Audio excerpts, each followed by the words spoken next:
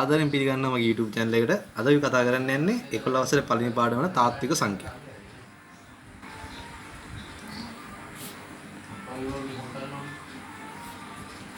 මුලින්ම අපි බලමු ඉලක්කම් කොහෙන්ද ආරම්භ වෙන්නේ කියලා. ඉලක්කම් ආරම්භ වෙන රටවල් ගොඩක් තියෙනවා. ඒත් අපි දැන් පාවිච්චි කරන්නේ හින්දු අරාබි ඉලක්කම්.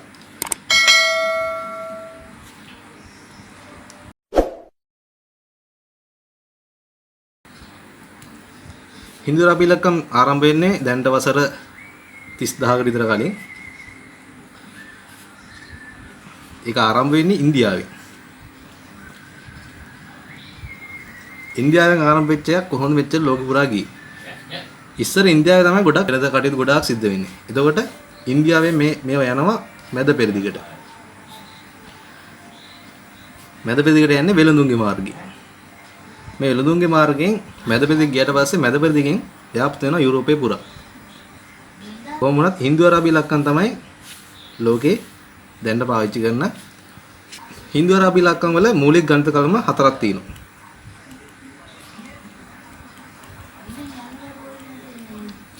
ඒව තමයි එකතු කිරීම, අඩු කිරීම, වැඩි කිරීම හා බෙදීම. ඊට පස්සේ සංඛ්‍යා ගත්තාම සංඛ්‍යා ආරම්භ වෙලා තියෙන්නේ මුලින්ම පූර්ණ සංඛ්‍යා. 1 2 3 4 වගේ සංඛ්‍යා. ඊට පස්සේ මේක භාග වෙනවා. භාග ආරම්භ වෙලා දිනවා. 2කින් 1, 3න් 1 වගේ භාග. ඊට පස්සේ තමයි බිඳුව ආරම්භ වෙලා තියෙන්නේ. ශුන්‍ය. ඊට පස්සේ ඍණ සංඛ්‍යා. ඍණ 1, ඍණ 2. ඊට පස්සේ තමයි ඔය සාමාන්‍යයෙන් පාවිච්චි කරන සම්භාවිතාව. ඊට පස්සේ කුලක. ඔය වගේ දේවල් ආරම්භ වුණා කියලා කියනවා. අපි දැන් කතා කරලා බලමු අපි පාඩමේ අදාළ දේවල්. සංඛ්‍යා. සංඛ්‍යා ගත්තාම අපිට මුලින්ම ප්‍රධාන කොටස් දෙකකට බෙදන්න පුළුවන්. තාත්වික සංඛ්‍යා. අපි මේක අංකණය කරනවා මෙහෙම R අකුරේ. අතාත්වික සංඛ්‍යා. තාත්වික සංඛ්‍යා අපිට ආයි කොටස් දෙකකට බෙදන්න පුළුවන්. පරිමේය සංඛ්‍යා. පරිමේය සංඛ්‍යා ගැන මෙහෙම කිව්ව අකුර එහෙම කරලා ඊට පස්සේ අපරිමේය සංඛ්‍යා. ඒක අංකණය කරන්නේ මෙන්න. ඊට පස්සේ පරිමේය සංඛ්‍යාවයි බෙදන්න පුළුවන්. නිකිල දශම නැත්තම් භාග. මේ දශමයි කොටස් දෙකකට බෙදන්න පුළුවන්. සමාවර්ත දශම, අන්ත දශම. අපරිමේය සංඛ්‍යා තියෙන එක කොටසයි අනන්ත දශම කියන්නේ. අපි දැන් මේ එකක් ගැන කොහොමද කියලා බලමු. අපි දැන් පළවෙනි කොටස පරිමේය සංඛ්‍යා ගැන බලමු. පරිමේය සංඛ්‍යා. අපි මේක අංකණය කරන්නේ මෙහෙම කිව් අකුර ලියලා මෙන්න මෙතනින් මෙහෙම දාන්න. මේක තමයි අංකණය. පරිමේය සංඛ්‍යාවක් කියන්නේ මොකක්ද? අපිට ඕනම සංඛ්‍යාවක් ලියන්න පුළුවන් භාගයක් විදියට.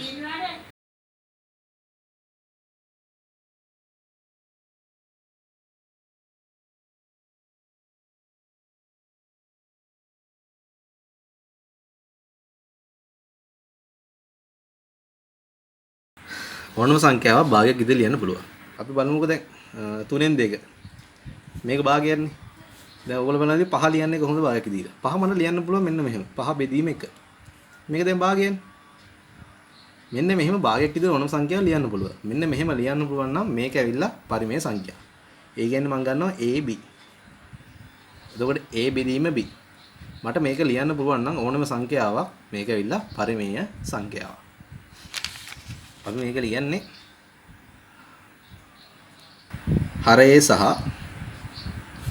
ලවේ නිකිල සහිත.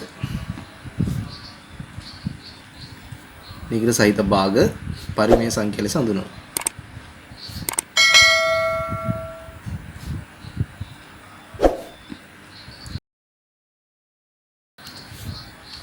අපිට මේක අංකණය කරන්න පුළුවන් විදිහ ගොඩක් තියෙනවා. අපි එක අංකණයක් බලමුකෝ. Q. Q මට ලියන්න පුළුවන් මෙහෙම. A බෙදීම B. මොනවද මේ AB කියන්නේ? AB අයත් වෙනවා නිකිල සංඛ්‍යා වලට. හා B අසමානයි බිඳුවයි. මේකෙන් කියන්නේ AB නිකිල සංඛ්‍යාවට අයත් වෙනවා. B අසමානයි බිඳුවයි. මෙතන B බිඳුවක් වෙන විදිහ නැහැ. ඇයි මෙතන B බිඳුවක් වෙන්න බැරි? අපි බලමුකෝ ඒක. ඇයි මෙතන B බිඳුවක් වෙන්න බැරි? හිතන්නකෝ සංඛ්‍යා දෙකක් තියෙනවා. A බෙදීම B ගමු.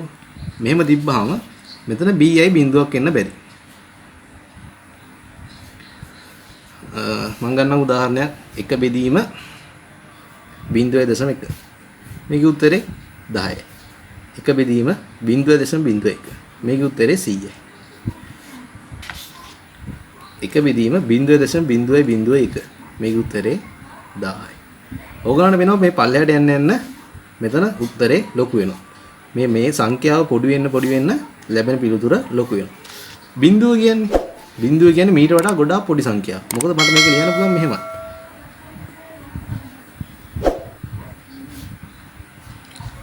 මට මේක මෙහෙම ලියන්නත් පුළුවන්. මේක ලියුවහම මේකෙන් එන උත්තරේ ගොඩාක් ලොකුයි. බිඳුව කියන්නේ මීට අතර පොඩි සංඛ්‍යාවක්. එතකොට මොකද වෙන්නේ? මෙතන b බිඳුවට සමාන වුණොත් ලැබෙන පිළිතුර ගොඩාක් විශාල සංඛ්‍යාවක් වෙනවා. හරියට කිව්වොත් අනන්තයක්. ඒක නිසා මෙතන b බිඳුවක් වෙන්න බෑ. ඒකින් තමයි b බිඳුවක් වෙන්න බැරි. අපි බලමු තව අංකන විදිය. q a බෙදීම b. a අයත් වෙනවා නිකිල සංඛ්‍යා කුලයට, b අයත් වෙනවා ධන නිකිල කුලකයට. ඇයි මේක ධන නිකිල කුලයට අයත් වෙන්නේ? මේ අංකණය වල ධන නිකිල කුලක කියන්නේ. ඒ කියන්නේ නිකිල වල ධන සංඛ්‍යා විතරයි. මේ දෙක සමානයිද? මේ දෙක සමානයි. මේ කිසි අසමානකමක් නැහැ. මෙතන b බිඳුවන විශාල සංඛ්‍යාවක් වෙන්න බෑ. b අසමානයි බිඳුවයි ගුවහම ඍණ සංඛ්‍යාවක් වෙන්න පුළුවන්. මෙතන ධන සංඛ්‍යාව මෙතන කියන්නේ ධන සංඛ්‍යාවක් කියලා. ඒත් දැන් a බෙදීම b ඍණ සංඛ්‍යාවක් වුණොත් මෙතන a බෙදීම b ඍණ සංඛ්‍යාවක් වෙන්න පුළුවන්. මොකද මේකේ a ඍණ සංඛ්‍යාවක් වෙන්න පුළුවන්. b විතරයි ධන සංඛ්‍යාවක් වෙන්නේ. මෙතනත් b බිඳුවක් වෙන්න බෑ. මොකද මෙතන නිකිල සංඛ්‍යාවක් විතරයි. ධන නිකිලයක් විතරයි. ඒතකොට ධන සංඛ්‍යාවක් වෙන්න ඕන. ඒකින්ද මේ දෙක සමානයි. අසමානකමක් වෙන්න විදියක් නැහැ. අපි ඊට පස්සේ බලමු අපරිමේය සංඛ්‍යා කියලා.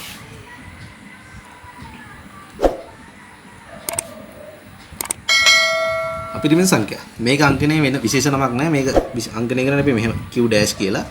මේක කියන්නේ අනුපූරකය. අපි ඔයගොල්ලෝ දන්නවනේ කුලක අනුපූරකය මොකක්ද කියන්නේ කියලා. අපි මෙහෙම ගත්තොත් මේක a මේක b කියලා. a අනුපූරකය ගත්තොත් අපි a dash ගත්තොත් මේක අංකණය මේක අපි පාට කරන්නේ කොහොමද? ඒ කියන්නේ a ට අයිති නැති අනිත් ඔක්කොම. මේ a ට අයිති නැති අනිත් ඔක්කොම තමයි a අනුපූරකය කියන්නේ. ඒතර අනුපූරකය කියන්නේ එයාට අයිති නැතිව අනිත් ඔක්කොම කියන එක. ඒතර මෙතන කියන්නේ සංඛ්‍යාවල තාත්වික සංඛ්‍යාවල පරිමේය සංඛ්‍යාවලට නැතුව අනිත් සියලුම සංඛ්‍යා අපරිමේය සංඛ්‍යා. අපරිමේය සංඛ්‍යා නැත්නම් අපිට කියන්න පුළුවන් මෙහෙම. මේක හඳුන්වන්නේ අපි දැන් සංඛ්‍යා රේඛාවක් ගත්තොත් අපි හිතන්නේ සංඛ්‍යා රේඛා ඉලක්ක ලකුණු කරන්න පුළුවන් කියන. ඒත් සියලුම ඉලක්ක මේක ලකුණු කරන්න බෑ. අපරිමේය සංඛ්‍යා ලකුණු කරන්න බෑ. හිතන්නකෝ වර්ගමූල දෙක. වර්ගමූල දෙකේ අගය කීයද? වර්ගමූල දෙකේ අගය 1.4යි 1යි 4යි 2යි 1යි 3යි 5යි. මට මේක මෙහෙම ගොඩාක් ලියන්න පුළුවන්. මේක ඉවර වෙන්නේ නැහනේ. මම ඉතින් කොහොමද මේකේ ලකුණු කරන්නේ? ලකුණු ගන්න බෑනේ. ඒ වගේම තමයි වර්ගමූල 3, වර්ගමූල 5. මේවා මේකේ ලකුණු කරන්න බෑ. ඉතින් මේවට තමයි අපරිමේය සංඛ්‍යා කියලා කියන්නේ. අපි ඊට පස්සේ බලමු නිකිල ගැන. නිකිල අපි කියන්නේ මේ විසෙට් අකුරේ. නිකිලයක් කියන්නේ පූර්ණ සංඛ්‍යාව. අපි සාමාන්‍යයෙන් පූර්ණ සංඛ්‍යා විදිහට ගන්නෙ. අපිට මේක තව වෙන නමකින් කියන්න පුළුවන් ගණන සංඛ්‍යා කියලා. අපි සාමාන්‍යයෙන් ගණන් කරන සංඛ්‍යා 1 2 3 4 ඍණ සංඛ්‍යාත් ඇයිද? ඍණ 1 ඍණ 2 ඍණ 3 නිකිල සංඛ්‍යා කියන්නේ සියලුම පූර්ණ සංඛ්‍යා. අපිට මේක කියන්න පුළුවන් මෙහෙම. Z වලට අයිති මොනවද? ඍණ 2 ඍණ 1 බිංදුව 1 2. මෙතෙන් දිගට තියෙනවා මෙතන පිටිපස්සෙන් තියෙනවා. බිඳුවත් අයිති. බිඳුවත් එක්ක 1 2 පූර්ණ ධන සංඛ්‍යා බිඳිනම් පිටිපස්ස ඍණ 1 ඍණ 2 ඍණ සංඛ්‍යා. මට මේක බෙදන්න පුළුවන් කොටස් දෙකකට.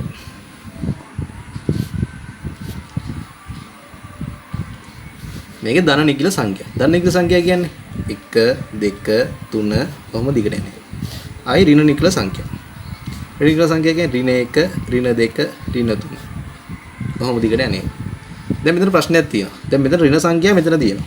ධන සංඛ්‍යා මෙතන තියෙනවා. බිඳුව මෙතන නෑනේ කොහෙවත්. ඒක මම දැන් ගත්තට පස්සේ මෙහෙම තියෙන ඍණ 2 ඍණ 1 බිඳුව 1 2. මේක වැඩි දුර කියනවනම් මට මේක තව අංකණය කරන්න පුළුවන් විදිහක් තියෙනවා. ඒ කියන්නේ දැන් මම ධන සංඛ්‍යා අංකණය කරන්නේ මෙන්න මෙහෙමනේ.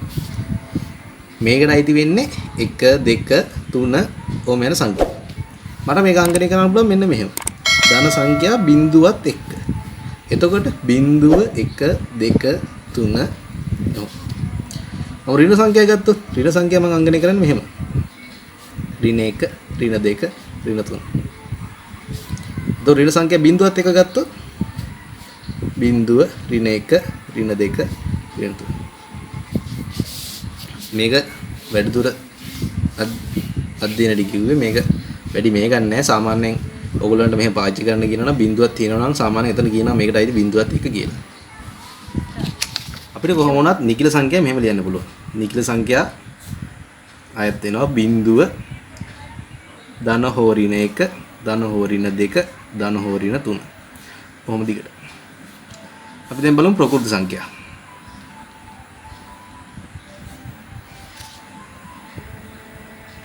ප්‍රකෘති සංඛ්‍යා අපි අංකණය කරන්නේ n අකුරේ. නැත්තම් අපිට මේක කියනවා ස්වභාවික සංඛ්‍යා කියලා කියනවා. ප්‍රකෘති සංඛ්‍යා කියන්නේ ස්වභාවික සංඛ්‍යා. ස්වභාවික සංඛ්‍යා කියන්නේ නිකිල සංඛ්‍යාවල ධනාගයන් විතරයි. ඒ කියන්නේ මම මේක ගත්තොත් 1 2 3 4 ඔහොම ටික. ප්‍රකෘති සංඛ්‍යාවට අයත් වෙන නිකිල සංඛ්‍යාවල ධන සංඛ්‍යා ටික විතරයි. ප්‍රකෘති සංඛ්‍යාවල බිඳුව දිනවන සමහර පොත්වල ඒක පාවිච්චි කරනවා නම් ඒක බිඳුව කලින් පාවිච්චි කරනවා කියලා ඒගොල්ලෝ පොතේ දෙනවා. මුලින් මේක ලියලා දෙනවා. එහෙම ලියලා දුන්නේ නැත්නම් ඒක පාවිච්චි කරන්නේ නැහැ. මේ සාමාන්‍යයෙන් ගානක දුන්නොත් ගානෙත් මුලින් දෙනවා. ඊට පස්සේ බලමු සමාවර්ත දශම සහ අන්ත දශම.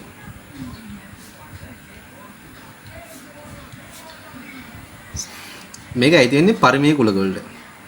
හිතනවාද අපි භාගයන් ගත්තේ පරිමේය කුලකයක් අපි අංකණය කරේ භාගයකින්. මොකක් හරි භාගයකින්. දැන් එතන මම භාගයෙන් ලියනවා මෙහෙම. 4න් 1. මට 4න් 1 ලියන්න පුළුවන් දශමයක් විදියට 0.25. භාගය ලිව්වා 0.5. මේක තව මම බෙදුවට වැඩක් නැහැනේ. කොහොම බිඳුනේ එන්නේ. මේක කොච්චර බෙදුවත් මේකෙත් එන්නේ බිඳුව. ඒ කියන්නේ මේක ගාන්න මෙතනින් බෙදිලා ඉවරයි. මේකත් මෙතනින් බෙදලා ඉවරයි. මෙහෙම බෙදලා ඉවරනේ ඒවට අපි කියන්නේ අන්ත දශම කියලා. ඊට පස්සේ මෙහෙම බෙදෙන්නේ නැතිවක් තියෙනවා. බෙදෙන්නේ නැතිවට අපි කියන්නේ අනන්ත දශම කියලා. ඒක පස්සේ තියෙන්නේ. අපි බලමු දැන් මෙහෙම බෙදද්දි සමහරක් ඒවා තියෙනවා රටාවක් එක්ක එනවා. 211 99 බෙදුවා. මෙතනින් එන්නේ 2.13යි 1.3යි 1.3යි. කොහොමද දිගට වෙනවා 1.3 1.3. මේ මෙතනදී රටාව. මේ දෙකෙන් පස්සේ දශම තියකින් පස්සේ 1.3 1.3 1.3. මේකට අපි කියන්නේ සමාවර්ත දශම කියලා.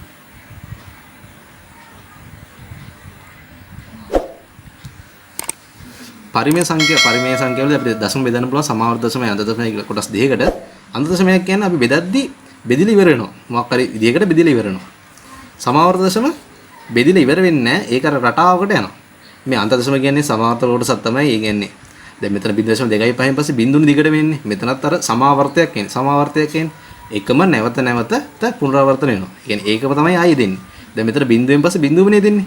ඒ කියන්නේ මෙතනත් සමාවර්තයක් තමයි වෙන්නේ බිඳුව. එතකොට අන්ත දශම සමාවර්තයට දෙක ගන්නත් පුළුවන්.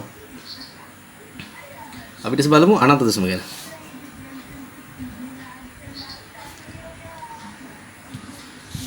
අනන්ත දශම ගත්තාම මෙහෙමයි. බෙදලි ඉවරෙන්නේ නැති ඒවා.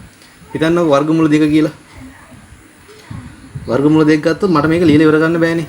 මට මේක ලියන්න ගත්තොත් මෙහෙම ලියලා ඉවර ගන්න අමාරුයි. ඉලක්කම් ගොඩාක් එනවා වර්ගමූල දෙකේ හෙව්වොත් එහෙම. එතකොට මේක ඇවිල්ලා ලියලා ඉවර වෙන්නේ නැහැ. මේක අනන්තයක්. මේක කිසි රටාවකුත් නැහැ. එතකොට ඒක සමාවර්ත වෙන්නෙත් නැහැ. අපි 5 වෙලා ගිය ගත්තොත් 22 බෙදීම 7නේ. ඒක මං දශමයක් ඉදලා ලිව්වොත් එහෙනම් 3.1.4.1.5.9. ඔහොම ඔකත් දිගට වෙනවා. ඒතර මේ වගේ ලියලා ඉවර කරන්න බැරිද? ඒ කියන්නේ දිගටම තියෙන දශම තමයි අනන්ත දශම කියලා කියන්නේ. ඒ කියන්නේ කිසිම රටාවකුත් නැතුව ලියලා ඉවර ගන්න බැරි දශම අනන්ත දශම කියලා හඳුන්වනවා. ඊට පස්සේ මෙතන සමාවර්ත දශම තියෙනවා. සමාවර්ත දශම අපිට ගණන් වලදී තියෙනවා කැටි කරලා ලියන්න කියලා එකක්. ඒ කියන්නේ අපි දැන් හිතනවා සමාවර්ත දශමයක් තියෙනවා.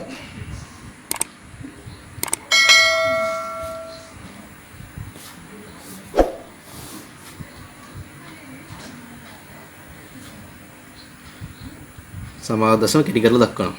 එතන සමාවර්ත දශමක් තියෙනවා 15.2.2.2 මෙහෙම දිගටම දෙකේ වෙන්නේ. දැන් මම මේ කැටි කරලා දක්වන්නේ කොහොමද? කැටි කරලා දක්වන්නේ මෙහෙමයි. මේකේ දැන් එකම ඉලක්කමයක පුනරාවර්තන වෙන්නේ. ඒ කියන්නේ එකම දෙකේ ඉලක්කම තමයි මේ දිගටම යන්නේ. ඒතර මට මේක ලියන්න පුළුවන් 15.2 තියලා මම මෙතෙන් උඩින් 30ක් තියනවා. මේ උඩ 30ක් තියෙන එකේ තේරුම මේකම තමයි ආයි දිගටම තියෙන්නේ කියලා. දැන් හිතන්නකෝ මෙහෙම දිනවා කියලා. අර අපි කලින් කතා කරපු එකේ මෙතන 299 බෙදුවම 2.131 1.3 2.131 1.3 ඔහොම දිගට එන්නේ. ඒතර මට මේක ලියන්න පුළුවන් 2.13 මේක 1.3 නේ යන්නේ. එක ඉලක්කම නේ ඉලක්කම් දෙකක් යන්නේ. ඒතර මට මේක ලියන්න පුළුවන් එකෙන් පටන් අරන් 3ෙන් ඉවරයි. මේක ලියන්නේ මෙහෙම. මෙතන මේක 32ක් තියන්නේ නැත්නම් මේක දිගටම දෙක යන්නේ. මේක එකෙන් පටන් අරන් 3 යන්නේ. ඒකෙන් තමයි මේක ලියන්නේ. ඊට පස්සේ මෙහෙම හිතා 3.112 කොහොම රටාවක් තියෙනවා මේක දිගටම දෙකේ. ඒතර මට මේක ලියන්න පුළුවන් මෙහෙම. මම මේක එක ඉලක්කම් දෙක ලියන්න ඕන. මොකද ඒක රටාවක් නෙමෙයි. ඒක වෙනම තියෙන එක. ඊට පස්සේ තමයි දෙකෙන් පස්සේ තමයි රටාව යන්නේ. එතකොට දෙකට මම තිත තියෙනවා. හිතන්න මෙහෙම වෙනම එකක් තියෙනවා කියලා 4.123.5යි. අය 1.2.3.5යි. කොහොම දිගට එන එක. එතකොට මට මේක ලියන්න පුළුවන් මෙහෙම. 4.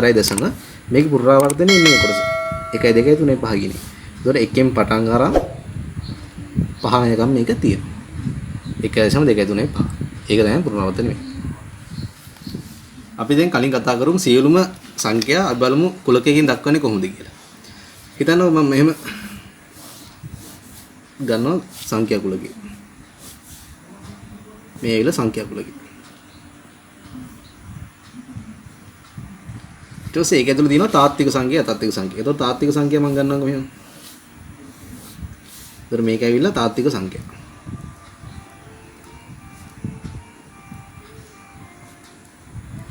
එතන මේක ඇවිල්ලා අතාත්වික සංඛ්‍යා මේ ටික. රවුම මෙතන තියෙන්නේ තාත්වික සංඛ්‍යා. ඊට පස්සේ තාත්වික සංඛ්‍යා මට ආයි බෙදන්න පුළුවන්.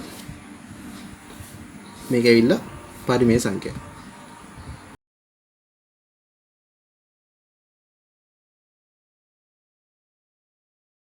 මට මේක අංකණය කරන්න පුළුවන් මෙහෙම. එතකොට මේ රවුමෙන් එළිය තියෙන්නේ මෙතන තියෙන්නේ අපරිමේය සංඛ්‍යා.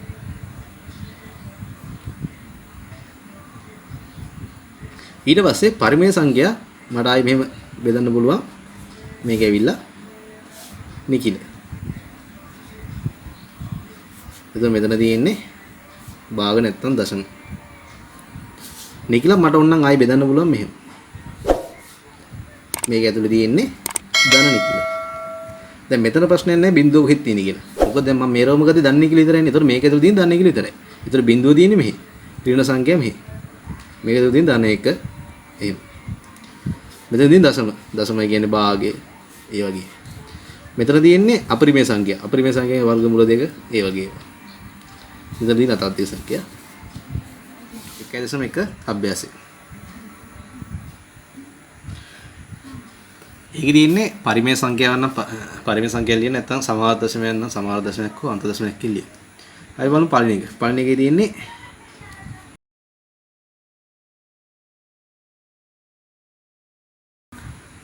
තුන බෙදීම 4. තුන බෙදීම 4 මට ලියන්න පුළුවන් 0.75 කියලා. මේක අන්ත දශමයක්.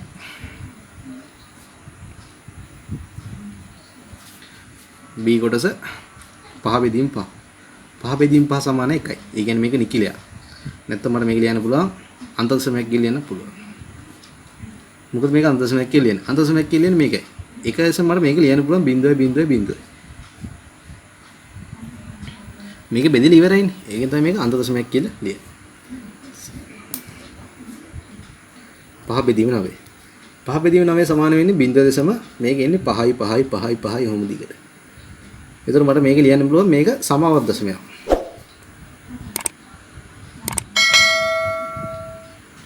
එතකොට මම මේ කැටි කරලා ලියන්න පුළුවන් මෙහෙම. 5 බෙදීම 9 සමානයි 0.5. මෙහෙම පිටක් තියෙනවා. ඊට පස්සේ D කොටස. D කොටස තියෙන්නේ 3 බෙදීම 7. 3 බෙදීම 7 සමාන වෙන්නේ 0.4යි 2යි 8යි 5යි 7යි 1යි 4යි 2යි 8යි 5යි යොමු දිගට. ඕනල වෙන මෙන්න මෙතනින් පස්සේ මේක නැවත රිපීට් වෙනවා. ඒ කියන්නේ මේක සමාවර්ත දශමයක්. ඒතර ඔන්න කැටි කරලා ලියන්න පුළුවන් 3 බෙදීම 7 සමානයි 0.4යි 2යි 8යි 5යි 7යි 1. ඊට පස්සේ E කොටස. E කොටස තියෙන්නේ 5 බෙදීම 21. 5 බෙදීම 21 යගේ 0.2යි 8යි 0.9යි 5. මේකම තමයි ආයේ 23යි 8යි 0.9යි 5යි. ඒතර මේක සමාවර්ත දශමයක්.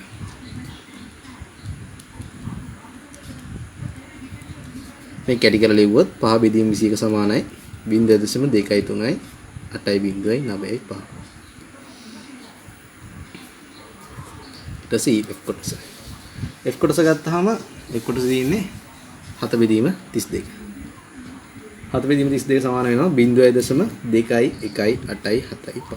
මේක බෙදීම බෙදලා ඉවරයි. ඒ කියන්නේ මේක අන්ත දශමයක්. මේ විදිහට මේ ගණන් ටික හදන්නේ මමයි K කොටස හදන්න. K කොටස තියෙන්නේ 15 බෙදීම 128. 15 බෙදීම 128 යගේ 0.1171යි 8යි 7යි 5. මේකත් ඇයිලා බෙදලා ඉවරයි. ඒ කියන්නේ මේකත් අන්ත දශමයක්. ඊට පස්සේ අන්තිම කොටස I කොටස 41 බෙදීම 360. ඒකේ ඉන්නේ 0.11යි 3යි ඊට පස්සේ දිගට මට ඒක. ඒ කියන්නේ මේක සමාවර්ත දශමයක්. මට මේක කෙටි කරලා ලියන්න පුළුවන්. මේක සමානයි 0.11යි 3යි 8 තමයි මේක රිපීට් වෙන්නේ.